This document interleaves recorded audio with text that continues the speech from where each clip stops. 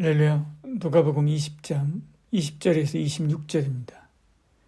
이에 그들이 엿보다가 예수를 총독의 다스림과 권세 아래에 넘기려 하여 정탐들을 보내어 그들로 스스로 의인인 체하며 예수의 말을 책잡게 하니 그들이 물어 이르되 선생님이여 우리가 아노니 당신은 바로 말씀하시고 가르치시며 사람을 외모로 취하지 아니하시고 오직 진리로서 하나님의 도를 가르치시나이다.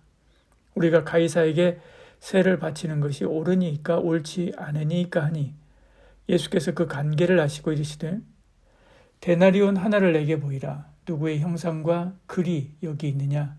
대답하되 가이사의 것이니이다. 이르시되 그런즉 가이사의 것은 가이사에게 하나님의 것은 하나님께 바치라 하시니 그들이 백성 앞에서 그의 말을 능히 책잡지 못하고 그의 대답을 놀랍게 여겨 침묵하니라. 아멘. 대제사장과 그의 수하들이 예수님을 책잡지 못하게 되자 스파이를 보내어서 함정에 빠뜨리려고 합니다. 그들의 목적은 단 하나, 예수님을 고발할 빌미를 잡아서 총독에게 고소하는 것이지요. 20절이 말씀합니다.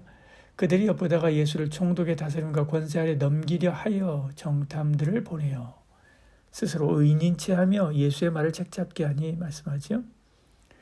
그들은 한둘이 아니었습니다. 바리새인과 헤롯 왕이 힘을 합해서 사람을 보내 공조하고 있었지요. 마가복음 12장 13절에 이렇게 말씀합니다. 병행 구절인데요. 그들이 예수님 말씀을 책잡으려 하여 바리새인과 헤롯 왕 중에서 사람을 보내매 이렇게 말씀하죠. 그들은 원래 원수입니다. 정치적으로 신앙적으로 전혀 맞지 않는 극과 극의 사람들이죠. 그런데 예수님을 잡으려는 생각으로 서로 손잡은 것이지요. 이처럼 세상은 늘 서로 물고 뜯고 하지만 하나님께 대하여는 한 목소리로 반대합니다. 이것은 하나님을 떠난 세상의 속성이라고 할 수가 있죠. 언제나 주님이 이깁니다. 두려워하지 마십시오. 주의 영과 말씀으로 무장하십시오. 주님이 다 이겨놓은 싸움이지요. 그들은 정중하게 묻지만 그 안에는 덫이 있었습니다. 그들이 던진 덫은 세금 문제였지요. 22절에요. 우리가 가이사에게 세를 바치는 것이 옳으니까 옳지 않으니까 하니 당시 로마의 과세는 굉장히 무서웠습니다. 종합소득세는 3분의 1 이상이었지요.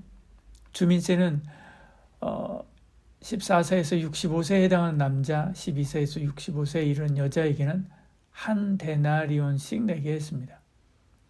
헤롯을 따르던 헤롯 왕은 국민이라면 당연히 세금을 내야 한다고 생각했지요. 그러나 바리새인은 이스라엘의 왕은 오직 하나님 한 번뿐이니까 내서는 안 된다고 생각했습니다. 그래서 이 문제로 불만이 많았지요. AD 6년에는 갈릴리 사람 유다가 과세 반대 폭동을 일으키기도 했습니다. 당시 유대는 이 무거운 세금 복정에서 그들을 해방시킬 메시아를 바라고 있었지요. 만일 그들의 질문에 주님이 내야 한다고 하면 바리새인과 유대인의 반대에 부딪힐 것입니다. 내지 말아야 된다 하면 헤롯 왕이 당장 붙잡아서 고발할 것이요. 함정이었습니다. 그러나 주님은 그들의 관계를 아시고 계셨습니다. 23절 이렇게 말씀하죠. 그리고 기막힌 답변으로 그들의 함정을 피하지요. 오늘 우리도 살다 보면 함정과 덫을 만날 수 있습니다. 고난과 아픔과 문제와 반대의 직면에서 옴짝달싹하지 못할 때가 있죠. 인생에 답이 없을 때가 있습니다. 그러나 주님은 아십니다. 우리의 상황을 아시고 피할 길을 아시고 정답을 아십니다. 그리고 감당하게 도우시지요. 고린도전서 10장 13절 이렇게 말씀하죠. 사람이 감당할 시험밖에 너에게 당한 것이 없나니 오직 하나님 미쁘사 너희가 감당하지 못할 시험 당함을 허락하지 아니하시고 시험 당할 즈음에 또한 피할 길을 내사 너희로 능히 감당하게 하시느니라.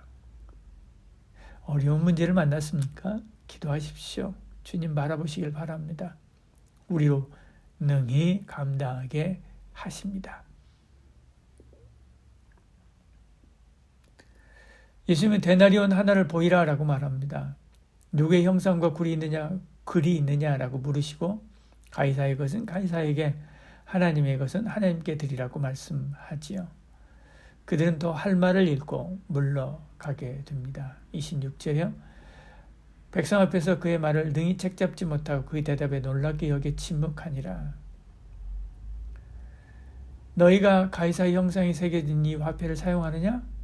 그렇다면 너희는 이미 가이사를 인정하고 있는 것이 아니냐? 그렇다면 그 질서 안에서 마땅히 감당해야 될 것은 감당해야 할 것이 아니냐라고 말하는 거죠. 또한 너희가 스스로 하나님의 백성이라고 생각하느냐? 그래서 하나님을 왕으로 고백하느냐? 그러면 마땅히 그의 백성으로 능히 감당해야 할 것은 감당하라 라고 말씀하는 거죠. 사실 그들의 태도는 중국 제품의 허접함을 꼬집으면서도 중국 제품을 선호하는 것과 같은 이중성이 있죠. 로마도 하나님이 허락하신 나라입니다.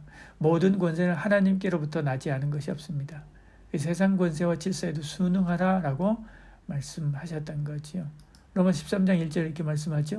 각 사람은 위에 있는 권세들에게 복종하라. 권세는 하나님께로부터 나지 않음이 없나니 모든 권세는 다 하나님이 정하신 바라 이렇게 말씀하죠. 중요한 것은 어떤 마음으로 무엇을 위해서 순종하느냐입니다. 주 안에서 복종하고 순종해야 하는 선을 지켜야 되는 거지요. 오늘 우리도 세상 나라에 살면서 하나님 나라 백성으로 삽니다. 우리 모두는 하나님 나라와 이 땅 나라의 국민으로 이중국적자입니다. 하나님의 뜻을 따라 질서에 순응함으로 하나님의 영광과 뜻을 나타내야만 하는 거지요. 그럼 저와 여러분들에게 소원합니다. 기도하겠습니다. 사랑이 많으신 우리 하나님, 우리 가운데 함께하사 은혜 베풀어 주시고 언제 어디서나 어떤 어려움을 만난다 할지라도 알고 계시는 능히 피할 길을 아시고 감당할 힘을 주시는 주님께 아뢰게 하시고 주님이 주신 그 힘으로 능히 감당하고 이겨내고 승리하는 저희들 되게 하여 주시옵소서. 예수님 이름으로 기도합니다. 아멘.